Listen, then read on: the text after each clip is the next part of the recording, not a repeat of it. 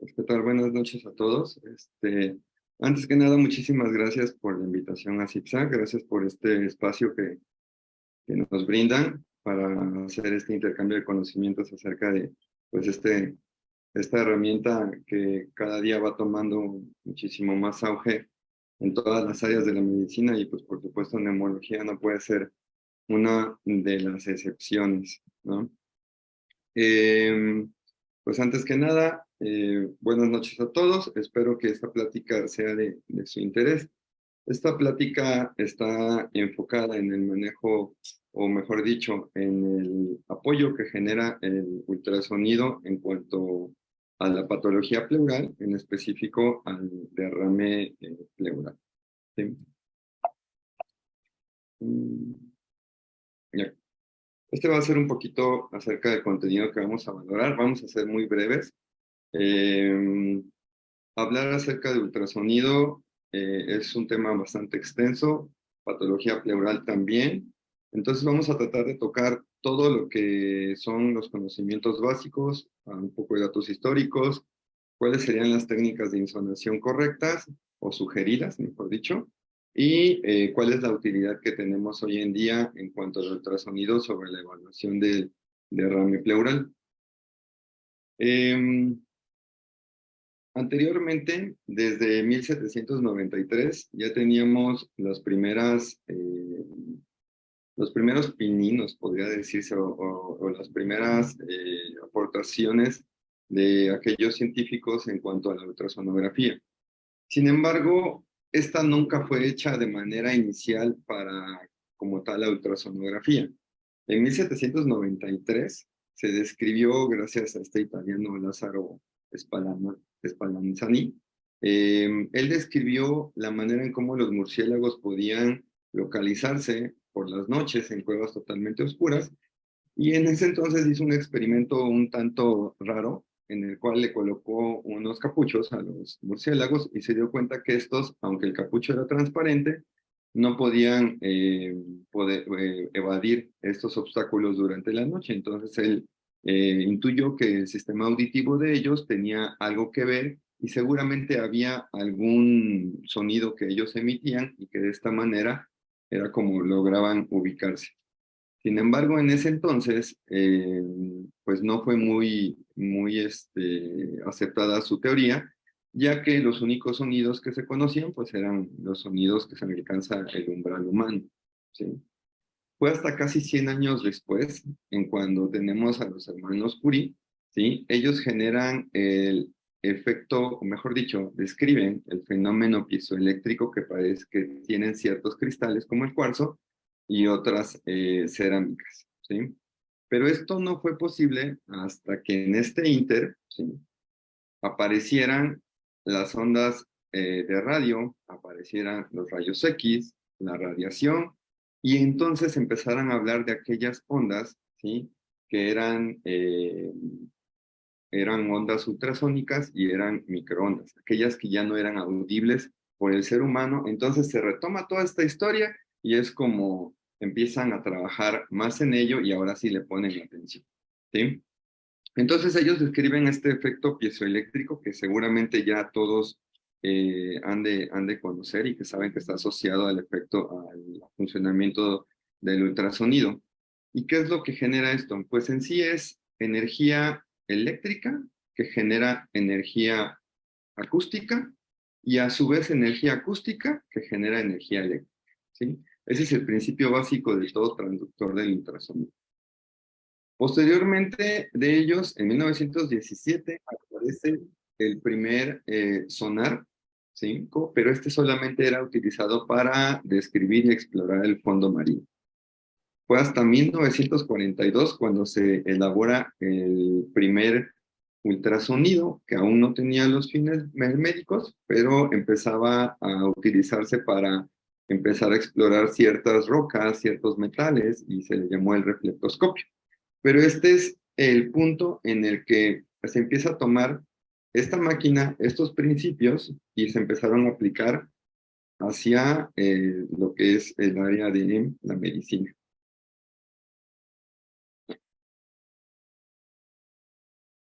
Y entonces vean cómo las primeras máquinas que se utilizaban para hacer insolaciones eran bastante grandes, bastante estorbosas. Los pacientes tenían que ser en algunas ocasiones sumergidos en ciertas soluciones acuosas, ¿sí? Incluso para poder hacer una imagen de abdomen o una imagen de tórax, los pacientes tenían que ser sumergidos por completo, ¿sí? Y así fue como con todo este trabajo que se fue haciendo en aquel entonces, podemos llegar a lo que hoy conocemos, ¿sí? Si bien nos damos cuenta que ahora los ultrasonidos cada vez son más pequeños, aparentemente más sofisticados, el principio activo no se ha cambiado para nada. Los transductores siguen siendo los mismos, siguen teniendo las mismas piezas piezoeléctricas, ¿sí? Lo que ha cambiado es la manera en cómo se transmite esta imagen. Y obviamente ya tenemos ahorita ultrasonidos Wi-Fi, ya tenemos los portátiles, y mientras mejor calidad de la pantalla, vamos a tener una aparente mejor imagen. Sin embargo, el transductor sigue siendo el mismo que el de esta robotina que ven ustedes aquí, ¿sí? Entonces, tocando un poco de los principios básicos de ultrasonido, trataré de no detenerme tanto, ¿sí? Pero esto es muy importante que todos lo tengamos en mente. Seguramente muchos ya lo saben, pues hay que nada más ahorita reconfirmar algunos datos, ¿sí? Y lo primero y lo básico es conocer la botonología de nuestro equipo, ¿sí? ¿Cuántas veces no hemos estado frente a un equipo y el equipo tiene muchos botones, no sabemos para qué son, ¿sí? Y entonces eso nos hace, de cierto punto, como que perdernos, ¿no? Pues bueno, todos los ultrasonidos tienen básicamente 4 grupos de botonología y estos 4 grupos van a funcionar para 4 cosas específicas, ¿de acuerdo?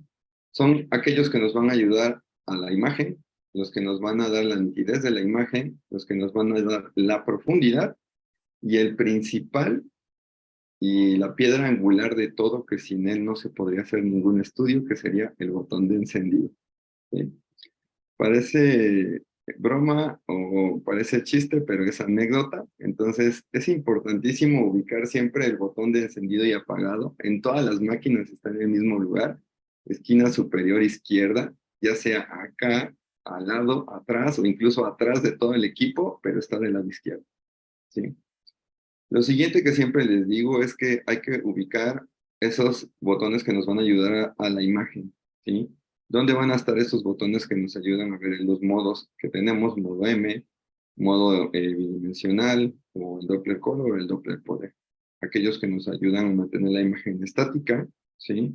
Los que nos van a ayudar a dar la nitidez a la imagen, que van a ser las ganancias parciales, las ganancias generales, ¿sí? Y aquellos que nos ayudan a dar profundidad y a ajustar. Es importante que conozcamos todos estos botones porque tienen un sentido y tienen un porqué en todos los equipos de ultrasonografía. Y bueno, todo esto no se hubiera podido hacer si no fuera por este judío nacido en Alemania, Heinrich Rudolf Hertz, que fue un físico. Él también fue tornero, fue incluso carpintero, y él se dedicó sobre todo a la manera en cómo se transmitían las ondas electromagnéticas, y él dijo que las ondas podían transmitirse a través de el aire, ¿no? Él se encargó de estudiar la manera en cómo se transmitían estas ondas acústicas, y gracias a él conocemos ciertas características que son importantes. Primero, ubicarnos que el oído humano solamente tiende a percibir ondas que van desde los 20 Hz hasta los 20.000 Hz, ¿sí? Todo por allá de los 20.000 Hz ya entra en el rango de los ultrasonidos, ¿sí? Ya son ondas que no son perceptibles al oído humano, ¿sí? Y que por lo tanto van a pasar desapercibidos, ¿no? Cuando hablamos a partir de los 10.000 Hz, ya estamos hablando de megahercios. Entonces, un megahercio son 10.000 Hz, ¿sí? Y la onda acústica que generan nuestros transductores está sometida bajo dos principios o bajo dos reglas. Uno es el tiempo y la otra es la presión sonora, ¿sí? Las ondas van a tener un inicio, un final, otra vez un inicio, ¿sí? Y donde encontramos la distancia entre un inicio de una onda y otro inicio de otra onda, a eso le vamos a llamar un periodo, ¿sí? Este periodo puede estar dado en un cierto tiempo, que es un ciclo, y normalmente es un segundo, ¿de acuerdo? También tenemos la frecuencia de las ondas. Estas frecuencias de las ondas pueden aumentar, pueden disminuir, ¿sí? Y van a afectar dos componentes, que es la amplitud, que es la fuerza o la intensidad con la que se genera esta onda, y van a tener otros dos factores, que es el factor de compresión y es el factor de rarificación. La rarificación es cuando tiende a hacerse menos denso, ¿sí?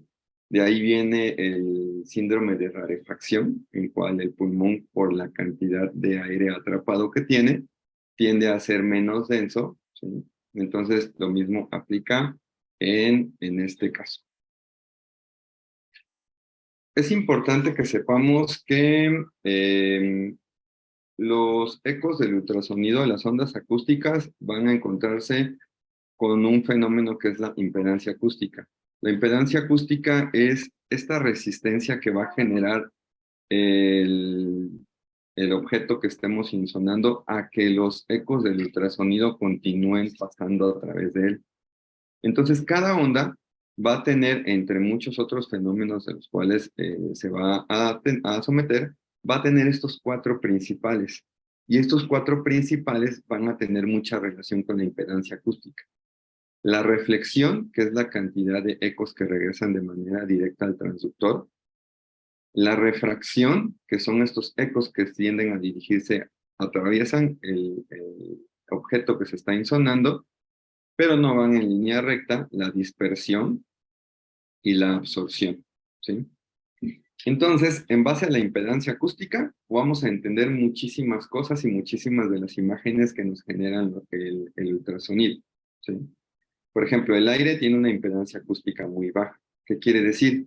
Que no genera una resistencia al paso de los ecos. Por lo tanto, la cantidad de ecos que van a regresar al transductor van a ser mucho menores y van a tener una amplitud más baja. Por eso el aire no nos ayuda a transmitir. La diferencia es, por ejemplo, el hueso. El hueso tiene una impedancia acústica de 3500, ¿sí? Entonces quiere decir que va a generar una mayor resistencia, por lo tanto, la cantidad de ondas que van a regresar a nuestro transductor van a ser mucho mayores y van a ser de mayor amplitud. Por eso tenemos esa línea hiperecogénica que se encuentra por encima de los arcos costales, ¿no? Por lo tanto, si hay una mayor reflexión y hay una mayor dispersión, va a haber una menor absorción, ¿sí? Entonces, eso explica por qué las estructuras óseas generan una onda, una sombra acústica, ¿sí? O, por ejemplo, los litos, ¿por qué los litos generan una sombra acústica posterior? Pues es por esto, ¿no? Entonces, eso nos va a ayudar a conocer la impedancia acústica, nos va a ayudar a poder diferenciar las imágenes que estamos viendo, porque una vez que ya estamos haciendo la insonación, todo lo vemos negro, gris o muy blanco, ¿sí? Y podemos tener estos diagnósticos erróneos, estas orientaciones terapéuticas erróneas, y que al final pues, se van a traducir pues, en una mala praxis para el paciente, ¿no? Y pues también obviamente problemas para nosotros. Ok.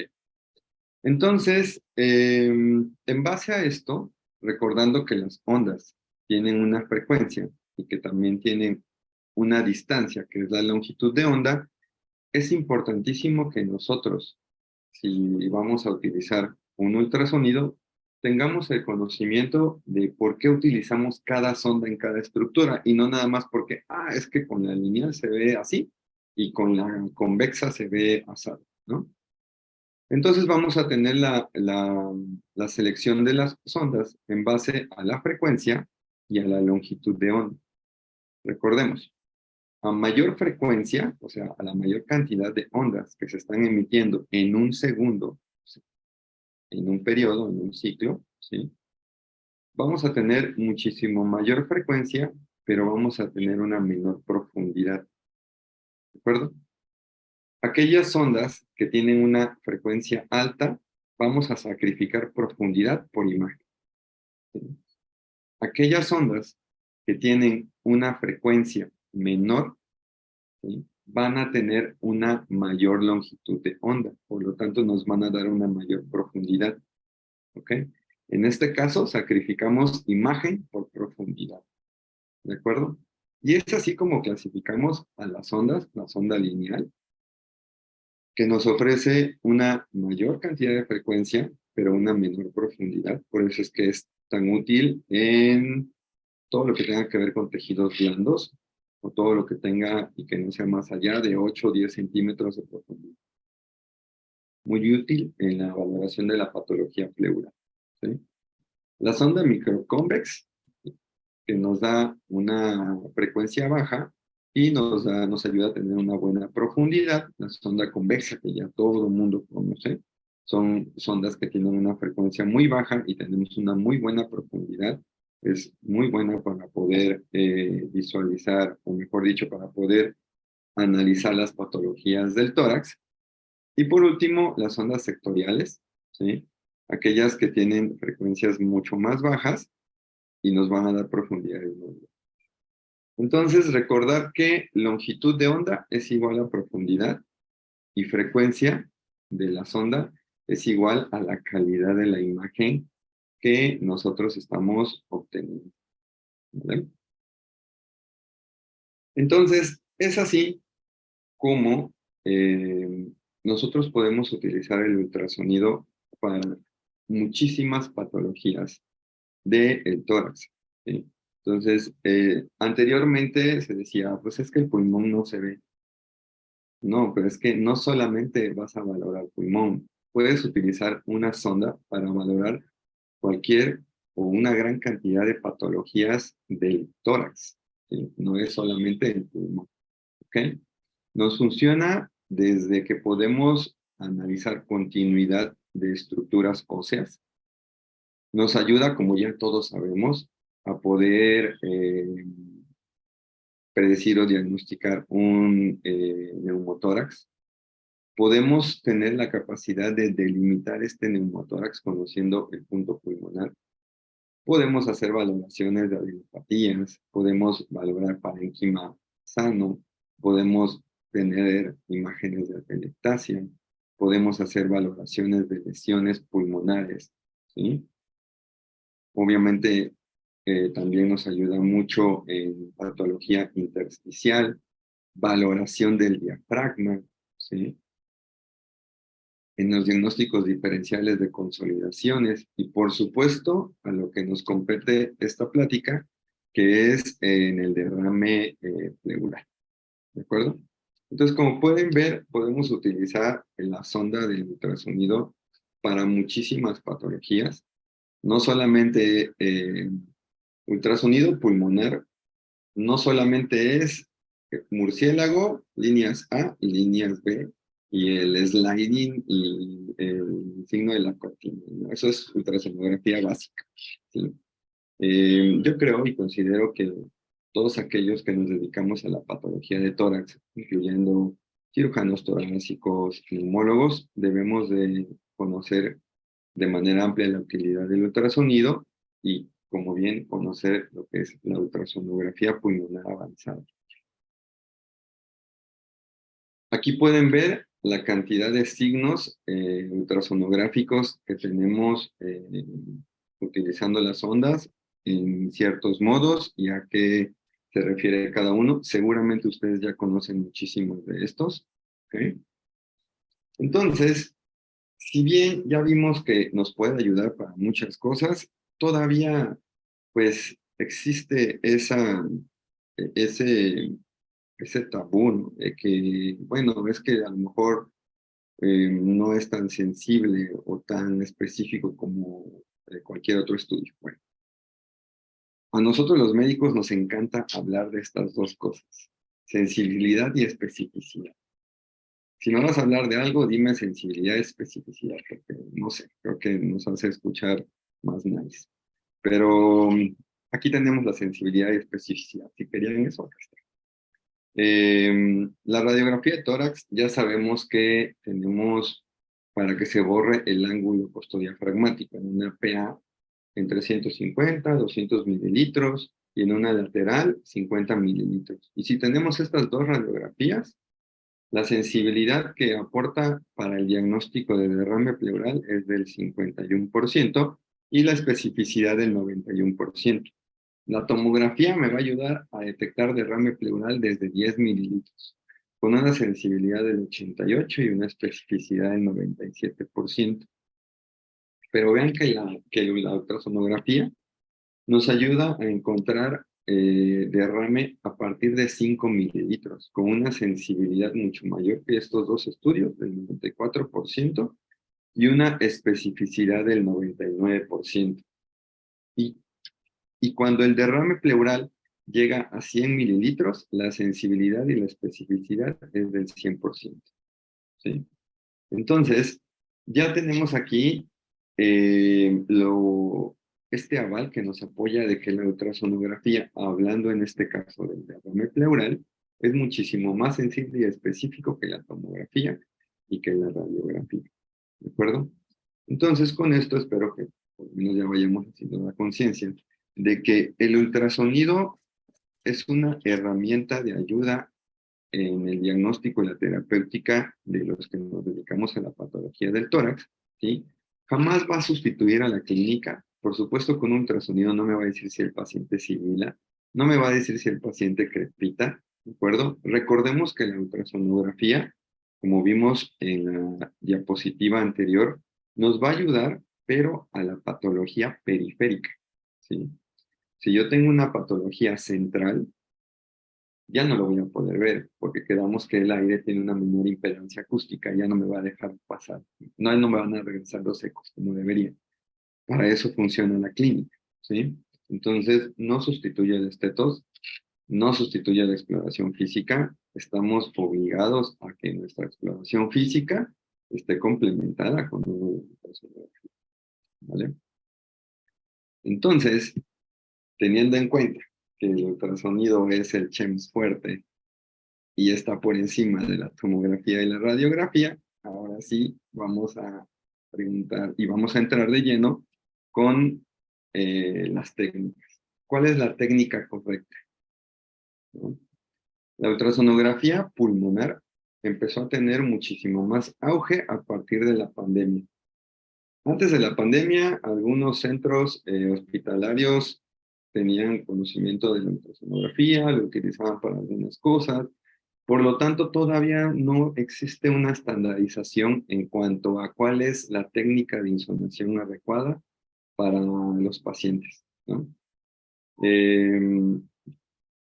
Yo sé que ya conocen a todos estos autores. El doctor Lindstein, que es de los pioneros de la ultrasonografía pulmonar, por Pichelli también, pero todos ellos son protocolos hechos para pacientes en cuidados críticos y en el área de urgencias, ¿sí? ¿Qué quiero decir con esto? Otro enfoque que tiene esta charla es para que vayamos más allá de esos pacientes y nos ayude en la ultrasonografía pulmonar a valorar estos pacientes ambulatorios. El contexto del paciente ambulatorio, por supuesto que es distinto que el paciente que está en el área de la UCI, ¿no? Entonces, yo sé que conocen los protocolos FALS, los protocolos LUCI, el protocolo Blue, ¿sí? Pero todos ellos son pacientes en estado crítico. El protocolo Blue nos habla de insuficiencia respiratoria. Y de hecho, no solamente es ultrasonografía pulmonar, ¿sí?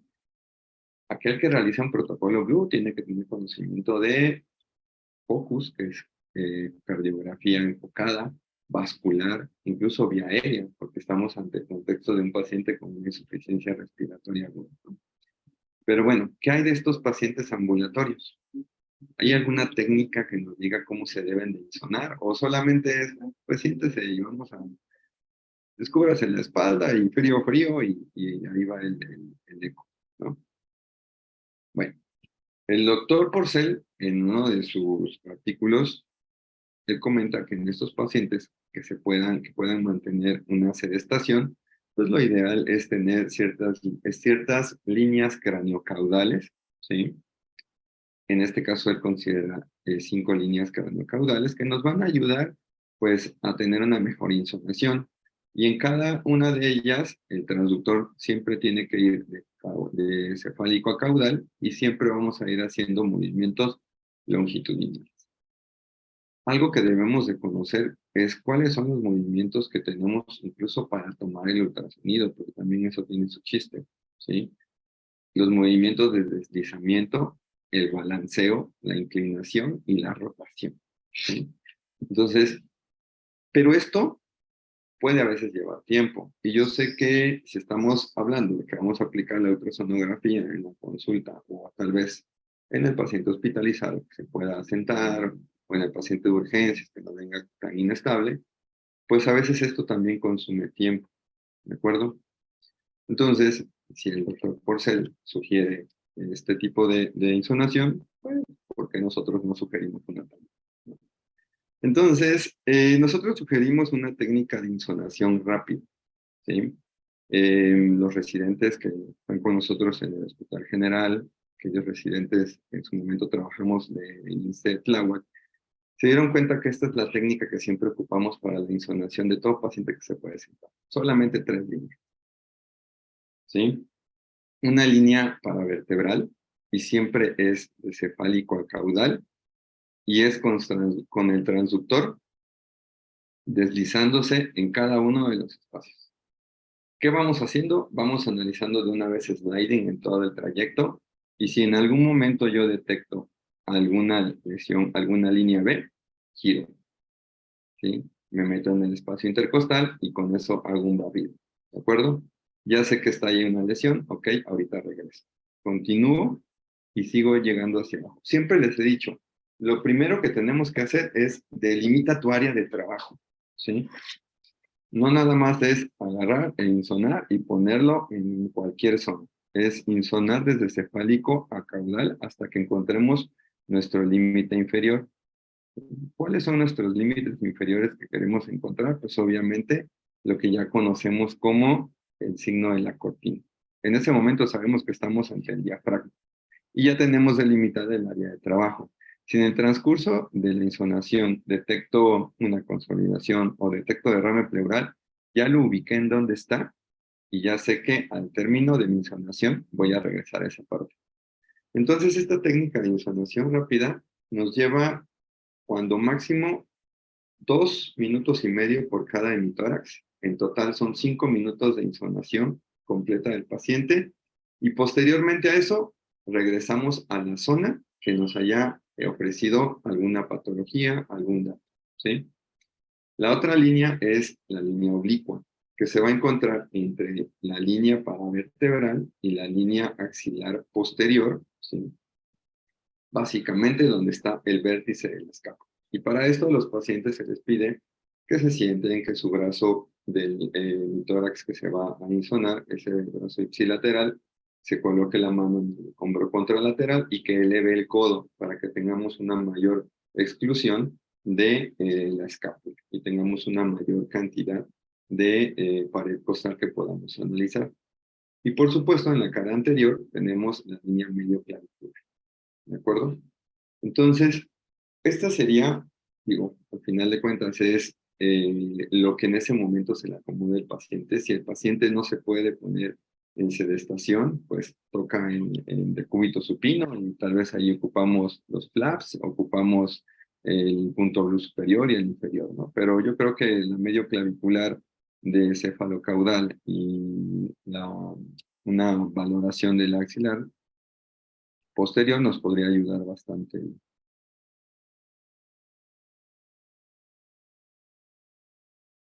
Ok, esa es una frase que me gustó mucho y dice, no existe una correlación absoluta entre la apariencia sonográfica del líquido pleural y su clasificación con transudado o exudado. Y pues es cierto, tiene completamente la razón. En la medicina no hay nada absoluto, ¿sí? me decía en alguna ocasión un residente, doctor, es que 2 más 2 en la medicina puede ser 3. Y sí es cierto, ¿sí? Entonces, decir que hay una correlación absoluta sería algo muy presuncioso. Entonces, si tanto nos gusta la especificidad y la sensibilidad, pues yo creo que podríamos basarnos en eso para apoyarnos en la etiología del derrame pleural, ¿de acuerdo? Entonces, ya conocí cómo es la botonología, ya tengo los principios básicos de la ultrasonografía, ya conocí las técnicas de insunación que yo puedo ocupar, ¿sí? ¿Qué pasa cuando encuentro, en este caso, a lo que la plática compete, qué pasa cuando encuentro yo un derrame?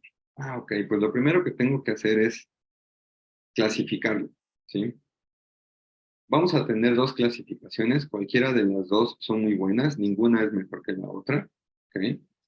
Ya sea que son o 4 patrones del derrame, un derrame anecoico, un derrame complejo no septado, un derrame complejo septado, o el homogéneamente ecogénico.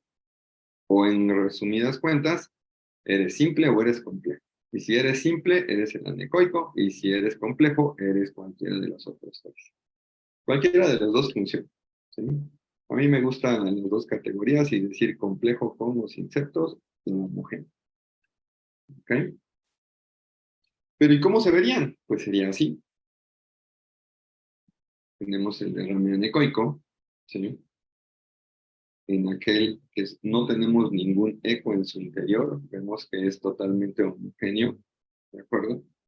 El derrame complicado no septado, ¿sí? Aquí como podemos ver, el líquido no es tan anecoico. Hay una característica muy especial que me gustan estas imágenes. Más adelante la vamos a volver a tocar, pero quiero que los que han hecho alguna vez ultrasonido, que yo sé que son muchos, ¿qué es esto? El signo de la medusa. Yo ya sé qué es.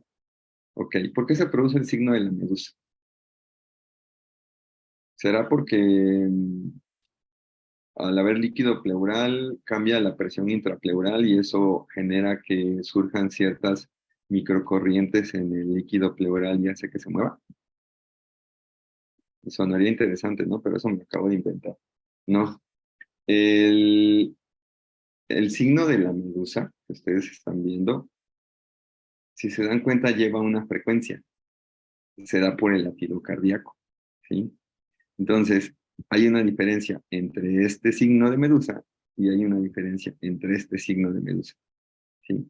Que más adelante las vamos a abordar y van a ser las, de los puntos clave que nosotros nos podemos echar ayuda para poder discernir entre la etiología de un derrame y de otro. El derrame compuesto septado, pues bueno, ya creo que todo el mundo ha visto uno de ellos, ¿sí? Vemos múltiples ecos en su interior, es totalmente heterogéneo, ¿sí? Zonas anecoicas con unas zonas isoecoicas, que son todos los septos, ¿de acuerdo?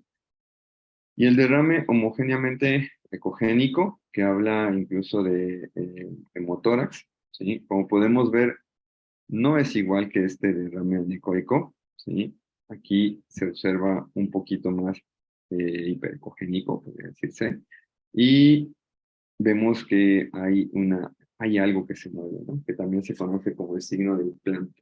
Yo creo que ya lo sé. Entonces, es así como si lo quieren llamar por cualquiera de estas 4, o simplemente decir derrame simple, o un derrame complejo con los insectos, u homogéneamente ecogénico.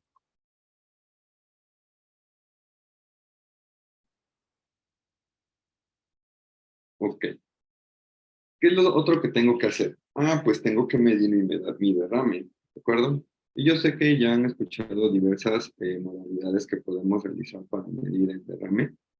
Les quiero decir que ninguna es completamente fidedigna.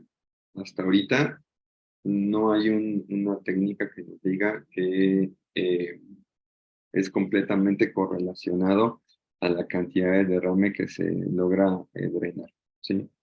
Pero bueno, una nos habla de que, bueno, tal vez la distancia, si medimos la distancia de la pleura visceral a la pleura parietal, ¿sí? Y lo multiplicamos por 16, nos da una aproximación del derrame, ¿sí?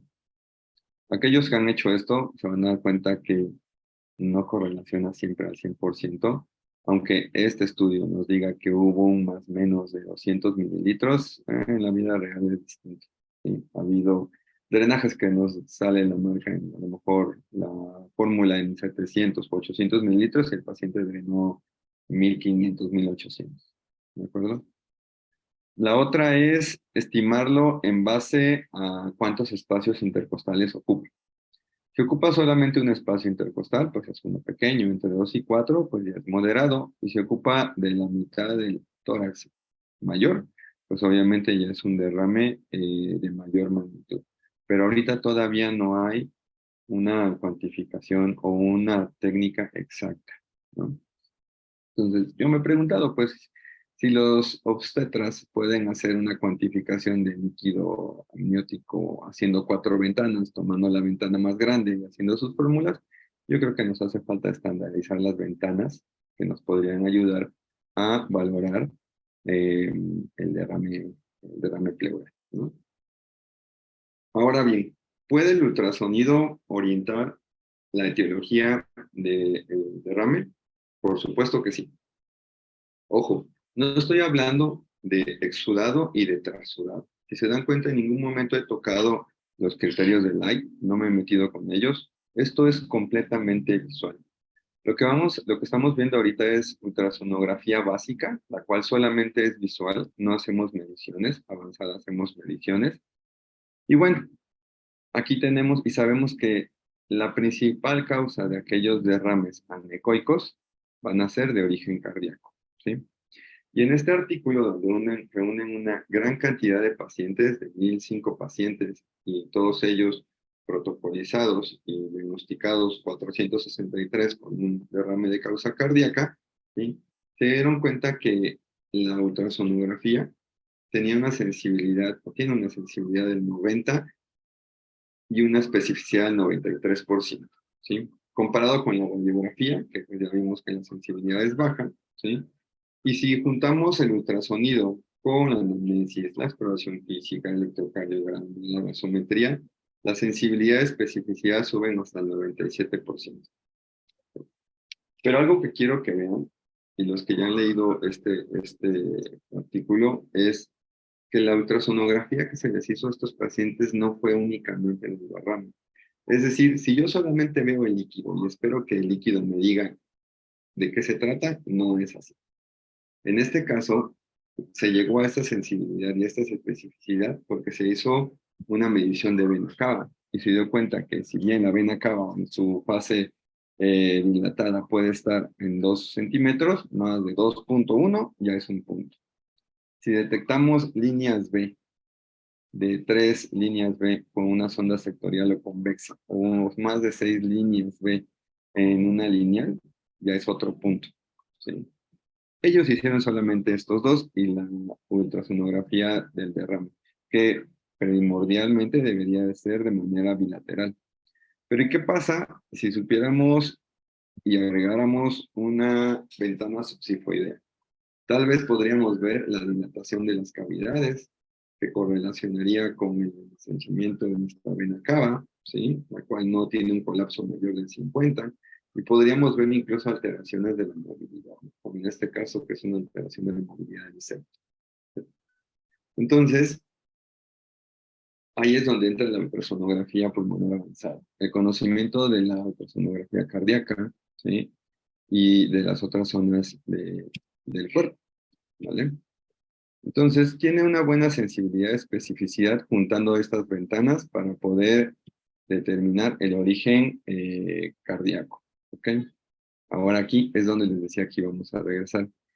Este derrame pleural anecoico, que está libre de ecos, que se ve totalmente homogéneo, tiene otra característica, lo que les hablaba hace rato.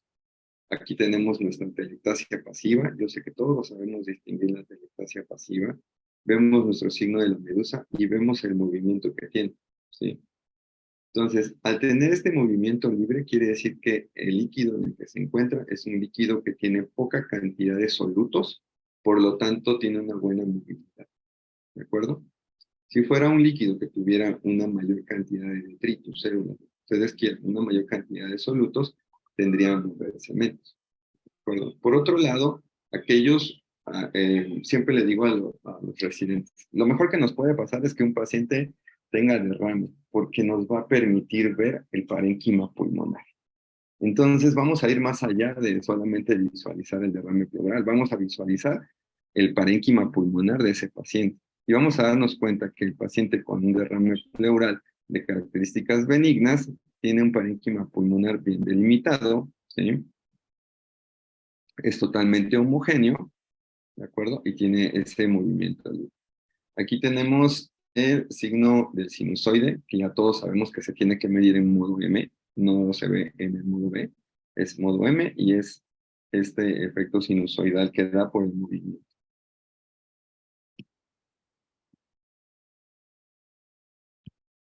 Ahora, nos ayuda para ver la etiología del derrame infeccioso.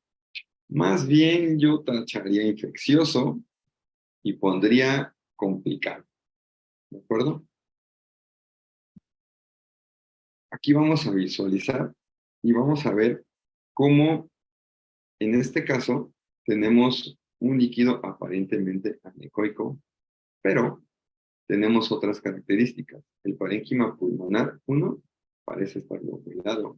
2, no está completamente homogéneo, ¿sí? Y 3, aparece algo en su interior, que creo que se puede ver acá. Esto. ¿Qué es eso? Yo creo que hemos escuchado hablar del broncograma aéreo, ¿sí? El broncograma aéreo puede ser broncograma aéreo dinámico o un broncograma aéreo líquido, ¿de acuerdo? Este es un broncograma aéreo líquido. ¿Por qué? Porque es un tapón de moco que se encuentra dentro de un bronquio. Por lo tanto, todo lo que sea líquido en el eco se va a ver negro. ¿Sí? ¿Cómo sabemos que no es vaso? Porque le ponemos el papel distinto. ¿De acuerdo? Bueno, entonces las características del parénquima pulmonar que no son homogéneas, y empieza a tener heterogeneidad y empieza a estar lobulado, ya nos empieza a hablar de otra etiología, ¿sí? Obviamente que si vemos septos en el interior, pues agua pasa por mi casa, ¿no? Entonces ya sabemos que este es un derrame complicado, tanto como los derrames malignos se loculan, como los derrames infecciosos, ¿de acuerdo? Entonces no podríamos definir como tal todavía un proceso infeccioso, ¿de acuerdo? Y aquí, esta imagen me gusta mucho. Aquí podemos ver un broncograma aerodinámico. Estas zonas hiperrefringentes que ustedes ven, ¿de acuerdo? Esos son los bronquios. Como le digo a los residentes, los bronquios en el ultrasonido se van a ver blancos. El broncograma aquí va a brillar. ¿Por qué? Porque en su interior tienen aire y entonces son las zonas hiperrefringentes que genera el aire al no permitir completamente el paso de los secos, ¿de acuerdo? Y esta imagen es muy bonita porque también en el interior podemos encontrar algunas zonas de broncograma líquido, ¿sí? Y vemos que el parénquima pulmonar, en este caso, se mantiene fijo, no tiene esa ondulación que vimos en los videos previos, ¿sí? El líquido pleural ya no es tan anecoico como en este caso, ¿sí? Y entonces ya nos puede hablar de una patología, de una complicación. Obviamente, si estoy ante un derrame complicado, pues me cuadraría más que al momento de hacer yo una punción, pues arrojará datos bioquímicos para un exudado, ¿cierto? Bueno,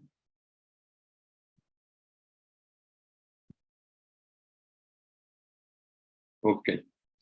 Y es cierto lo que digo, pues bueno, aquí hay un poco de bibliografía, ¿de acuerdo? En este estudio, en el que se utilizó el broncograma aerodinámico como un factor de sensibilidad para detectar a los pacientes eh, algún proceso neumónico, se dio cuenta que, bueno, aquí se hizo un estudio comparativo entre pacientes con neumonía y pacientes con atelectasia, ¿de acuerdo?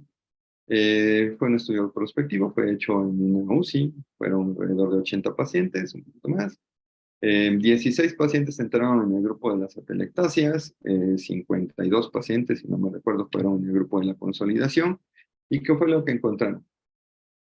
Por radiografía y por otros estudios, se corroboró que los pacientes de consolidación se asociaban a una neumonía y los de atelectasia no.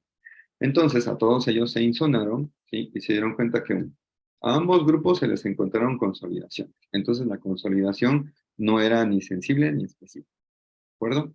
Para poder diferenciar entre un proceso infeccioso y uno que no. 2. Se buscó otro parámetro y se encontró el broncograma aéreo dinámico, ¿sí? De 52 pacientes, 20 pacientes tuvieron broncograma aéreo, perdón, 32 pacientes tuvieron broncograma aéreo dinámico, solamente una cantidad de 20 pacientes no lo tuvieron, y en los pacientes que tuvieron atelectasia, solamente uno se encontró broncograma aéreo y fue broncograma aéreo estático, ¿sí? Entonces, se llegó a la conclusión de que el broncograma aerodinámico tiene una sensibilidad de 61, es baja, pero una especificidad del 94%, con un valor predictivo positivo del 97. Es decir, si aparece, tienes un 97% de posibilidades de que eso sea una neumonía, ¿no? Y un valor predictivo negativo del 43%. Sin embargo, obviamente el grupo es pequeño, no hay muchos estudios, por lo tanto, se sigue, ellos incluso dicen, aunque nosotros encontramos esto, no es como tal una correlación fija y que se tenga que tomar.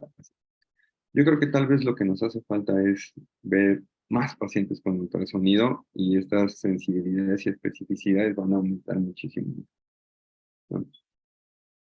El tema de los septos. ¿Sí? El ultrasonido me va a ayudar para saber si le va a ir bien a mi paciente con un drenaje pleural o no le va a ir bien. Pues en este estudio, que se hizo un estudio retrospectivo, en el que se juntaron 141 pacientes a los cuales se les colocaron un catéter pleural, ¿sí? 81 pacientes fueron catéter, un derrame pleural, complicado y septal.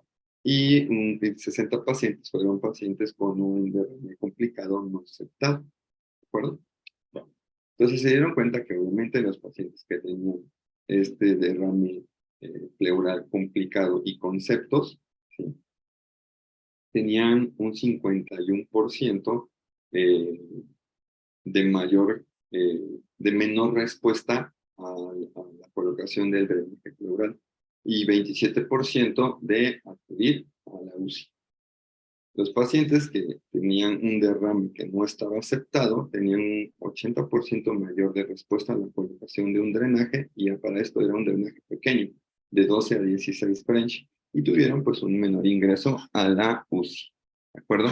Entonces, podríamos decir que la presencia de septos nos podría decir si mi paciente se va a beneficiar de un catéter de pequeño calibre o no, ¿sí? A mí me gustaría decir que también otro factor que nos ayudaría sería la cantidad de lóculos, el grosor de los lóculos, ¿sí? Y también las características del parénquima, ¿de acuerdo? Porque hemos tenido pacientes que han funcionado a pesar de que han tenido lóculos y han tenido una muy buena respuesta, ¿no? Ok. ¿Qué pasa en cuanto al tema del derrame pleural maligno? ¿Sí? Este me gusta mucho, ¿de acuerdo?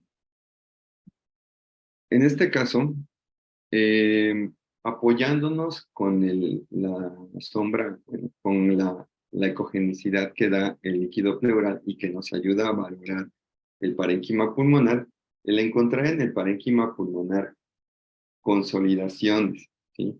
Recordemos que el tema de consolidación en el contexto del ultrasonido pulmonar no precisamente habla de una neumonía.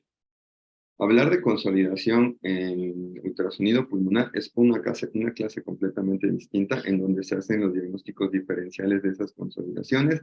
Ahí aplicamos Doppler poder, Doppler color y podemos hacer estos diagnósticos. Pero bueno, de manera visual ya sabemos reconocer un broncograma aéreo dinámico, ¿de acuerdo? Y en esta imagen vemos algo sugestivo a eso.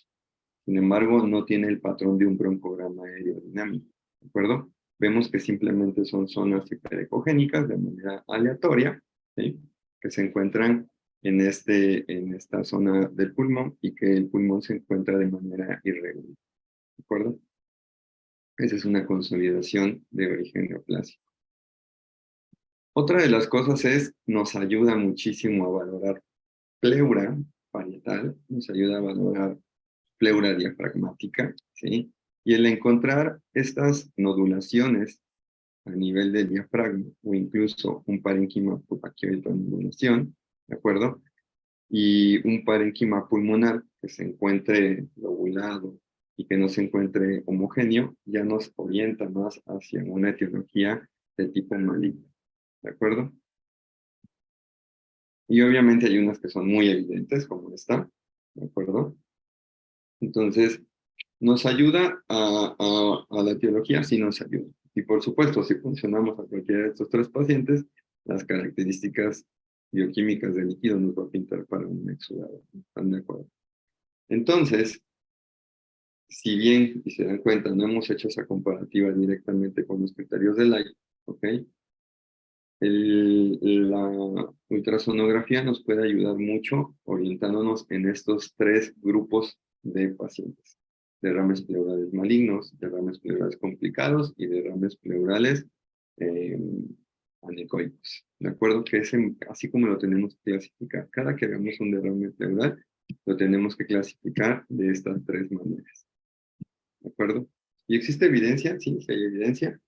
Hay una evidencia que en este artículo nos habla de la presencia de nódulos a nivel del diafragma y a nivel de la pleura parietal, y nos dice que encontrar nódulos mayores de 10 milímetros, ¿sí?, en un paciente con un derrame pleural y que no esté septado, tiene una sensibilidad del 80%, una especificidad del 83%, su valor predictivo positivo del 82% y un valor predictivo negativo del 82%.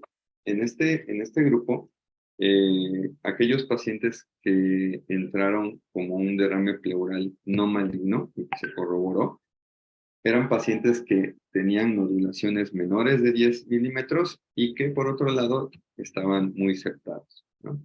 Entonces, nodulaciones y no presencia de septos o una menor cantidad de septos podría hablarnos de una etiología maligna del derrame. Bien. Entonces, en cuanto a los procedimientos, pues bueno, yo creo que esto está totalmente conocido. El ultrasonido nos ayuda para poder elegir el mejor sitio en donde se va a colocar un drenaje, el mejor sitio donde vamos a hacer una biopsia pleural, incluso una biopsia de parénquima pulmonar, ¿sí? Entonces, nos sirve para poder delimitar. Y los procedimientos los vamos a hacer de dos maneras, o es dinámico o es estático. Y si es dinámico, sabemos que es solamente dos técnicas, o es en foco o fuera de foco. Así de sencillo. ¿De acuerdo? Uno o dos operadores nos va a ayudar a elegir la localización anatómica más factible, aunque veamos que sea, me parece, la más difícil. Y los estáticos, pues a manos libres, ¿no? No hay ningún problema por eso. Yo creo que todos aquí hemos colocado, incluso sin ultrasonido, me pueden decir algunos, pues sin ultrasonido puedo colocar una zona así también. Eso es muy bueno, ¿ok? Pero a veces, ante estos derrames pleurales que son complicados y que están aceptados, elegir el mejor sitio sí beneficia al paciente, tanto su evolución y su desenlace. ¿De acuerdo? Como conclusiones, el ultrasonido no pretende sustituir la exploración física. Es vital que tengamos el conocimiento básico del equipo y los principios básicos de la ultrasonografía para poder tener el buen entendimiento de las imágenes. Es una herramienta adyuvante al diagnóstico, ¿sí?, y la terapéutica del paciente, ¿sí? Entonces, lo que quiero y espero es que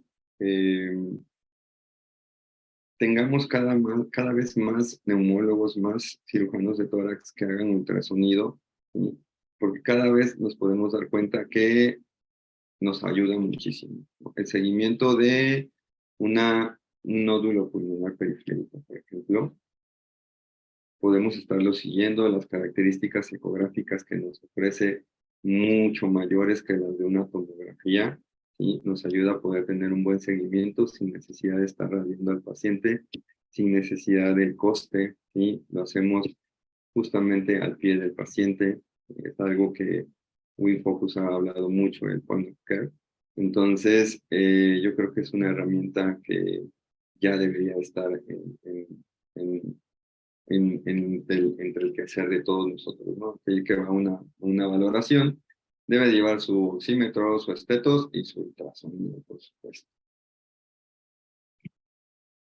Y pues bueno, esto sería todo de mi parte. Espero no haberlos aburrido. Traté de compactar lo más que se pudiera los conocimientos básicos que se me hacen súper importantes de la ultrasonografía y tratar de traspolarlos ahora en todo lo que es el conocimiento visual. Ultrasonografía básica es visual, muy visual, ¿sí? Simplemente mientras más lo hagamos, más recordamos las imágenes, mientras más lo repitamos, más técnicas de insolación vamos a tener y muchísimo más rápido vamos a poder hacer la valoración de nuestro paciente. Y pues por último, quiero compartirles, hablando de este efecto piezoeléctrico que tiene el transductor del cárcamo de Dolores. Los que no lo conocen, esto se encuentra en Chapultepec y en verdad es una obra maestra. Aparte de los murales que ya conocen de Diego Rivera que tiene un sistema piezoeléctrico que si los que han ido al lugar han escuchado unas melodías que todo el tiempo están cantando, es que hacia abajo, donde pasan los conductos de agua, hay unos cuarzos y la vibración de estos cuarzos a través del sistema de conducción que tiene el lugar es como transforma estas vibraciones en esas melodías y pues es algo bastante sorprendente, ¿no? Pues muchas gracias. Esto es todo de mi parte. No sé si exista alguna pregunta. Muchas gracias a usted, doctor. La verdad es que nos trajo un tema fantástico y pues bueno, con este comentario que nos hizo al último, pues sí nos llevó a pasear a Chapultepec porque no conocemos, bueno, yo no conozco ahí el lugar que usted menciona, pero está muy padre. Pues bueno, invitamos al público a que nos envíen sus preguntas. Ya por acá tenemos alguna.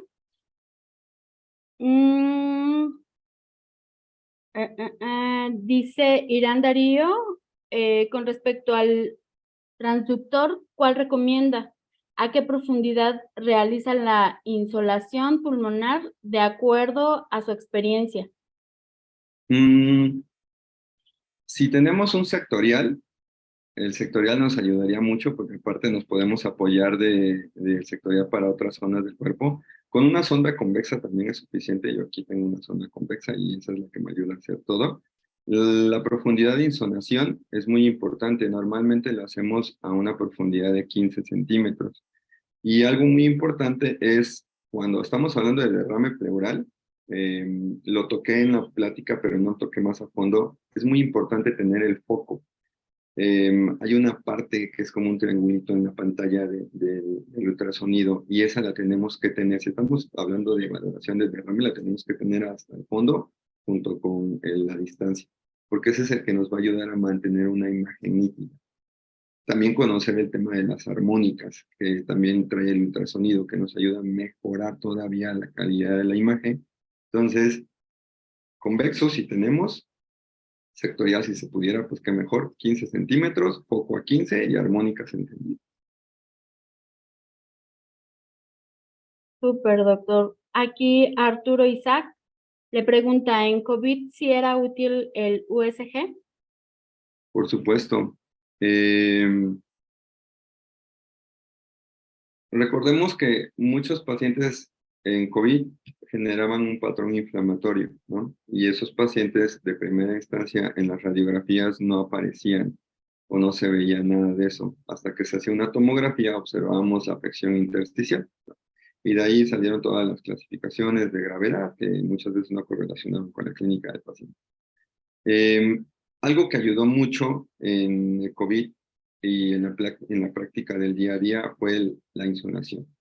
Podíamos detectar un síndrome intersticial desde muchísimo antes de que el paciente empezara a deteriorar saturación, empezar a deteriorar clase funcional o todo lo demás, ¿sí? Y desde ahí podíamos iniciar un manejo muchísimo más temprano, digo, con todo lo que pues, ya sabemos que se podía dar en ese momento y hasta ahorita se puede dar, ¿sí? Pero sí, tuvo muchísima ayuda, en lo particular, y los colegas que hacían mucho ultrasonido pulmonar, nos ayudamos mucho de ello. Súper, doctor.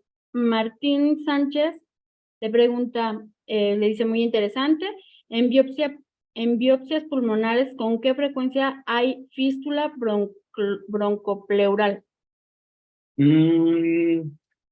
La literatura reporta por lo menos del 1% en una biopsia pulmonar. En este caso, estamos hablando de una lesión de sospecha maligna o biopsia pulmonar de tejido pulmonar sano, porque ahí serían dos cosas distintas. Pero cuando es de biopsia de una lesión sospechosa de malignidad, el riesgo de complicación es menor del 1%. Lo máximo que hay es sangrado. En cuanto a la biopsia de tejido pulmonar sano, siendo sinceros, no sabría decirles. Eh, em, eh, eh, por ultrasonido es más la biopsia del diafragma, la biopsia diafragmática es así, y la biopsia de tejido pulmonar sano por ultrasonido no me ha tocado ni verla ni realizarla. Perfecto, doctor. Muchas gracias. Dalia Pamela felicita al equipo y le menciona que tiene una excelente ponencia, doctor. A Muchas ver, gracias. por acá. Carlos Robles, él pregunta, en un paciente con la presencia de broncograma estático, ¿también podría ser una imagen sugerente de atelectasia? Ya que una Sí. imagen con broncograma dinámico nos haría pensar en una atelectasia pasiva, ¿no? Pregunta. Si vieron, creo que, bueno, no toqué esa parte de la imagen, pero hay una imagen en donde el paciente tiene una atelectasia aparentemente pasiva, pero la separación pleural que tiene es de 1 o 2 centímetros. Entonces ahí entra esa parte. Hay derrame pleural, pero la cantidad de derrame pleural que estoy viendo no es lo suficiente como para generar esa atelectasia pasiva y ese parénquima pulmonar estático, ¿no?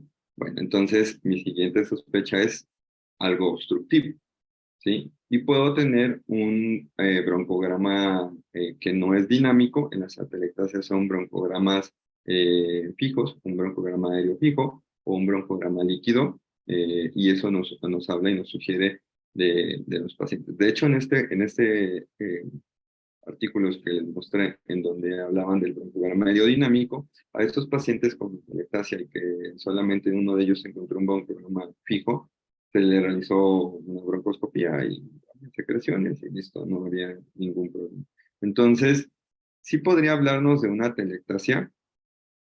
Atelectasia pasiva, tendríamos que tener una cantidad de líquido considerable para que ésta pudiera generar ese colapso, ¿sí? Eh, y pues básicamente eso. Perfecto, doctor. Por aquí tenemos una mano levantada. El doctor Marcelo Argote. Por favor, doctor, ¿puede abrir su micrófono?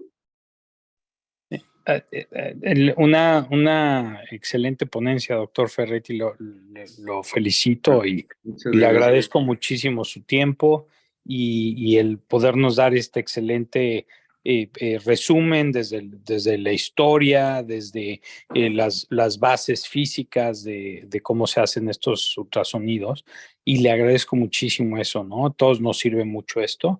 Y quería preguntarle, aprovechando su experiencia, en su visión, ¿cuál es qué diferencias, cuándo usted escogería?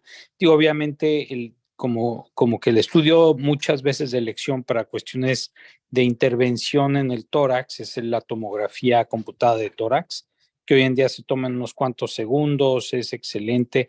¿Y cuál es su visión en cuanto al uso, obviamente, por las las necesidades y las capacidades a nivel nacional en el uso de ultrasonido, de estos ultrasonidos de alta definición, con todos los avances que hay, los ultrasonidos portables.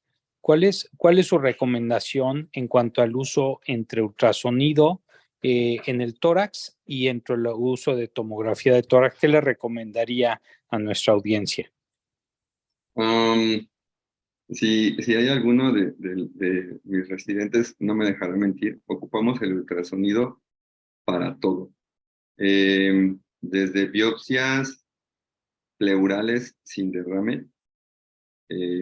Obviamente todo esto tiene una curva de aprendizaje.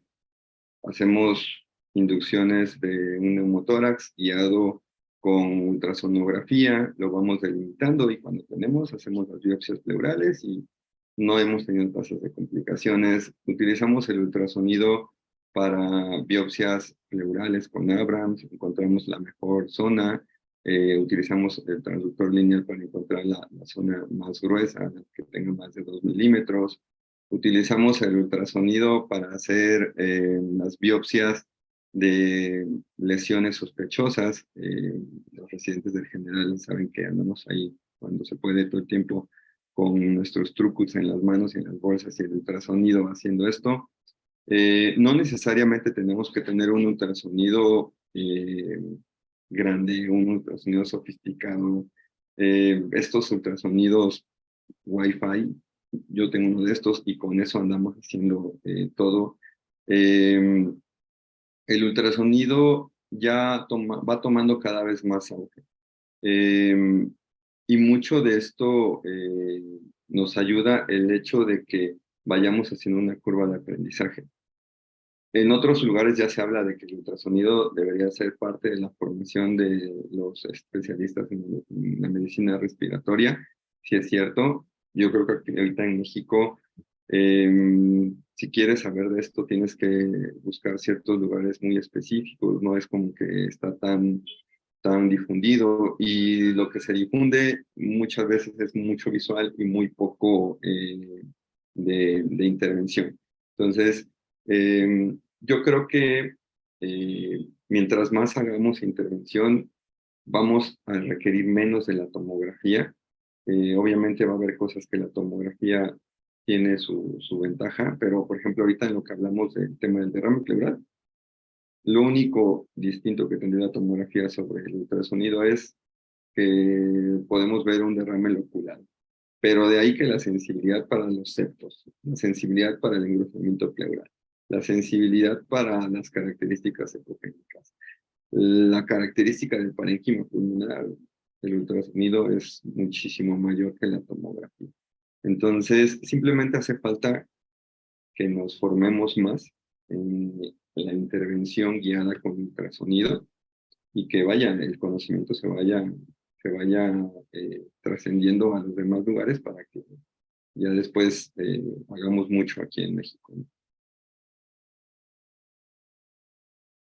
Excelente, doctor. Muchas gracias. Por acá tenemos otras preguntas.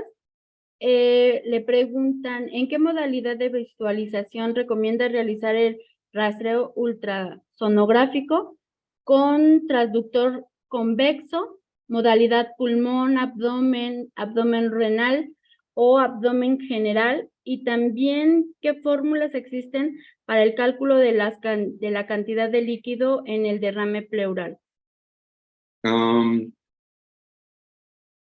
Podemos ocupar, al final de cuentas,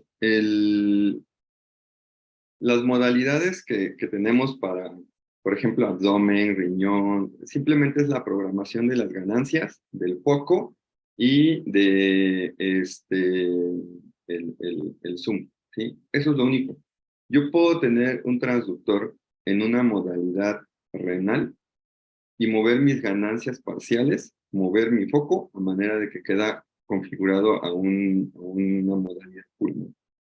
Entonces, eso no es como, para cuestión rápida y básica, pues de preferencia hagan siempre pulmón, ¿no? Pero si ya dominan el tema de las ganancias, dominan el tema de las armónicas, dominan el tema del foco, no hay ningún problema, ¿sí? La sonda sectorial teóricamente es tiene una gran utilidad porque al ser una superficie muy pequeña, entra mejor en el espacio intercostal, da una muchísimo mejor ventana cardíaca. Sin embargo, con una sectorial se dan cuenta que podemos hacer una visualización renal, una visualización de aorta abdominal, una visualización de pulmón.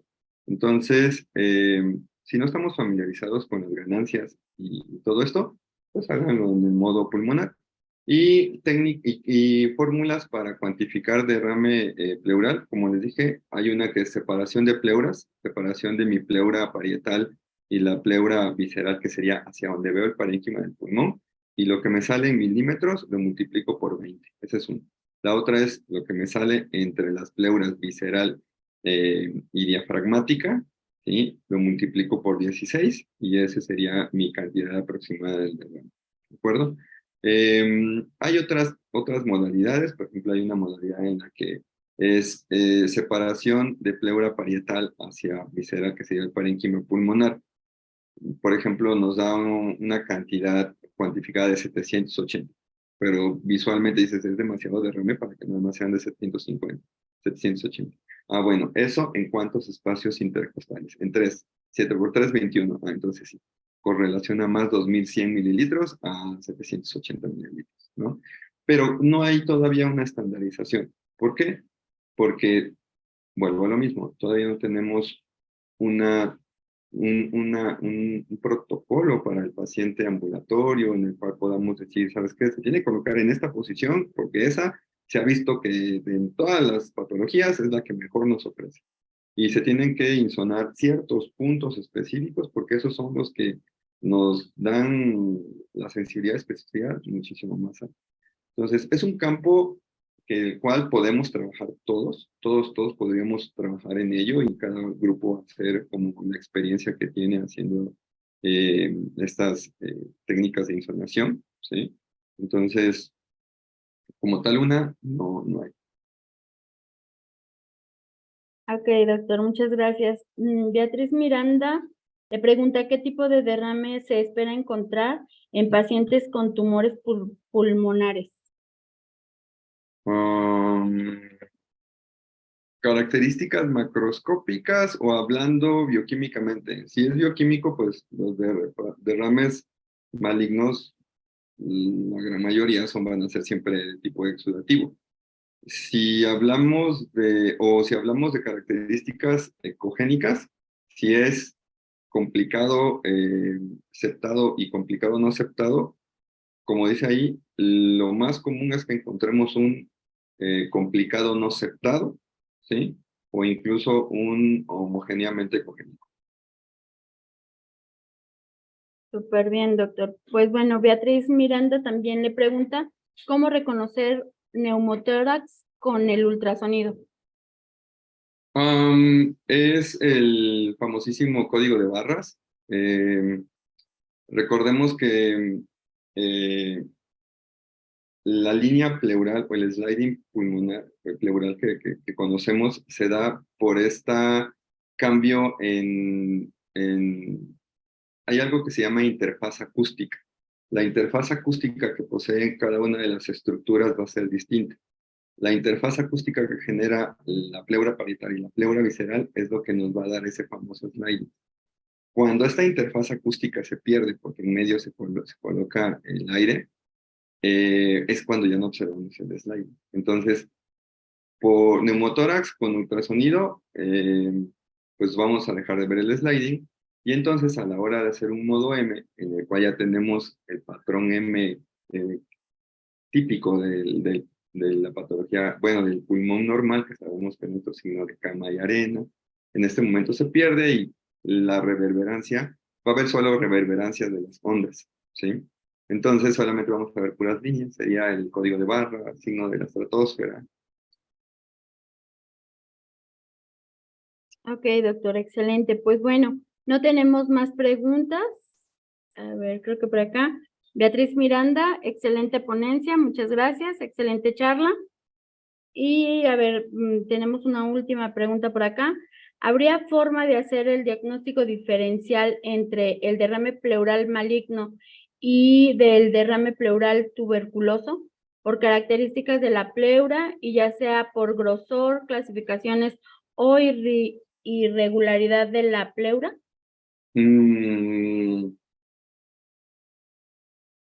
Solamente con el ultrasonido, no, yo creo que solamente podríamos clasificarlo como un derrame complicado, ¿sí? En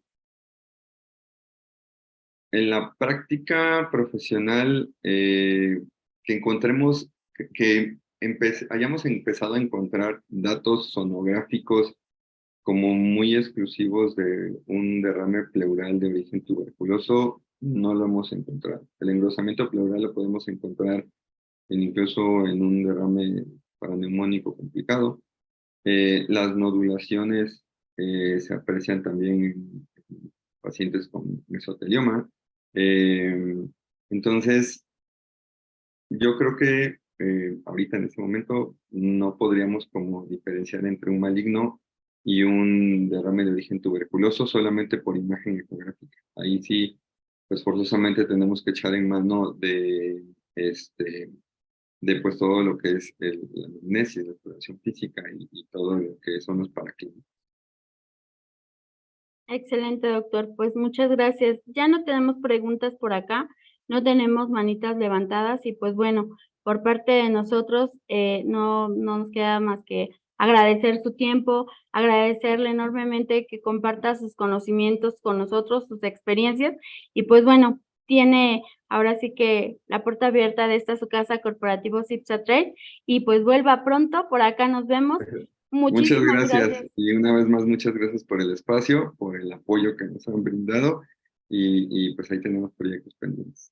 Claro que sí, doctor. Estamos pendientes con mucho gusto y pues bueno, nos vemos pronto. Que tenga bonita noche. Un abrazo, Hasta doctor. luego. Buenas noches Hasta a todos. luego. Bye. Hasta luego. Cuídese mucho.